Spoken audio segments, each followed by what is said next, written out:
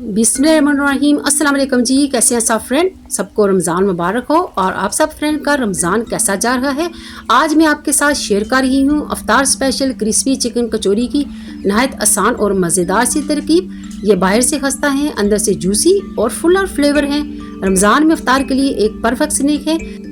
मेरी आपी इस्लामाबाद से आई हुई है, उनको बड़ी मज़े के डिलीशियस से जो है डिशेस रेडी करना आती हैं। तो मैंने उनसे डिमांड की थी कि मेरे लिए रेसिपी के लिए वो चिकन कचोरी रेडी करें। तो मेरी आपी ने चिकन कचोरी रेडी की है, उनकी मैंने फुल हेल्प की है। तो आपने वीडियो फुल वॉच करनी है, स्टेप बाय स्टेप मैं आपको बताऊँगी कि मेरी आपी ने चिकन कचोरी कैसे रेडी की है। आपने ट्राई ज़रूर करना है और बताना है कि उन्होंने चिकन कचोरी जो है वो कैसे रेडी की है। और मज़ेदार सी है, देखने में जितनी मज़ेदार है और खाने में उतनी ही लजीज हैं। चलिए जी, इंग्रेडिएंट्स सर मैं स्टेप बाय स्टेप आपको बताती हूँ मेरी आपी ने चिकन कचोरी को कैसे रेडी किया है। इंग्रेडिएंट्स में मैदा लिया है, वाटर है, ऑयल, सॉल्ट और ज़ीरा। चलिए जी प्रिपरेशन करते हैं।